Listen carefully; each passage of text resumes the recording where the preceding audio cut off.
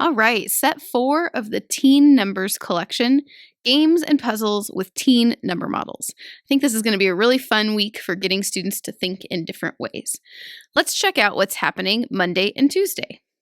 So Monday and Tuesday, you are going to continue the work you started on Friday with giving students a chance to practice subitizing teen numbers. So you'll remind them about what subitizing is, that we see the number fast without counting if we can. So you'll flash them the card for as long as you think is necessary, send it away, and then prompt them to write the number, write the equation.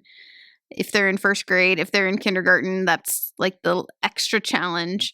And then before you reveal the answers, show them the card, have them check their work, and then show them, yeah, that's 10 and 3 more, which is 13. 10 plus 3 is 13. So that is Monday and Tuesday. On Wednesday and Thursday, we have a new challenge. We'll say, which teen number doesn't belong? So 2 of those teen numbers, 2 of those models represent the same teen number, and one of them is different. Which one shows a different number that doesn't belong with the others? You're going to write it on your board. And I think I have a picture of a board. Let's see. Yeah, there we go. So you'll show them the picture of the board, prompt them to write it down, give them a few seconds, and then say 14. 14 is the number that doesn't appear. What's the number shown by the other ones? And they might shout out 16.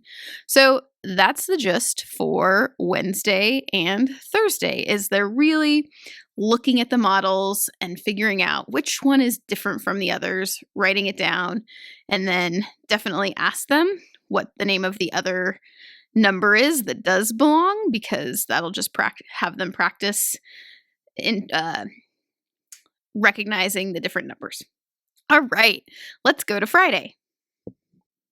So Friday brings up a new kind of challenge. So students are used to seeing equations, but we're going to have them do a little bit more with them now.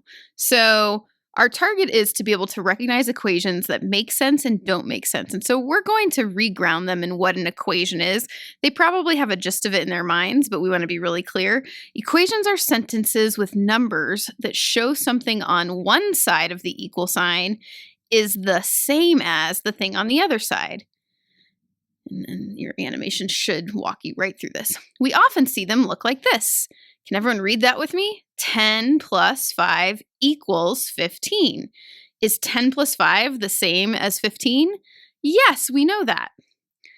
But equations can also look like this. Read it with me. 15 equals 10 plus 5. Is 15 still the same as 10 plus 5?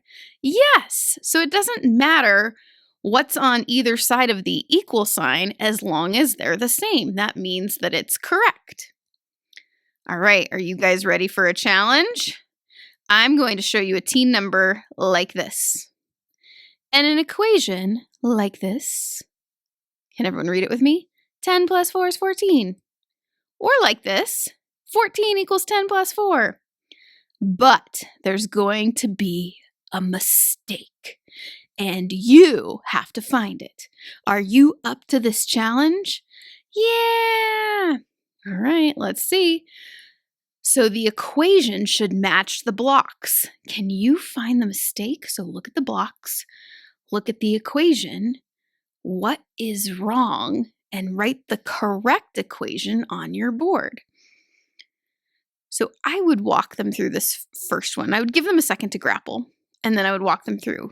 So I would say, how many of the base 10 blocks do we see? We see 10 and 1, which we know is 11.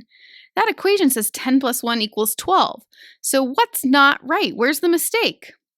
10 plus 1 equals 11, not 12. So silly. Let's try another one.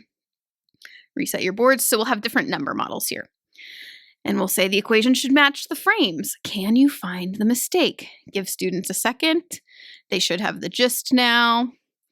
I would give them more time, give more kids a chance to try it now that they have the idea of how to do it, and then say, okay, what do we see on the 10 frames? We see 10 and 6. We know 10 and 6 is 16, so I see 16 equals 10 plus 5. Where's the mistake? 16 equals 10 plus 6. Did you get it? If not, fix it on your boards. So that is Friday. And it's just getting them to tune into matching equations to visual representations, but also seeing what makes sense and what doesn't.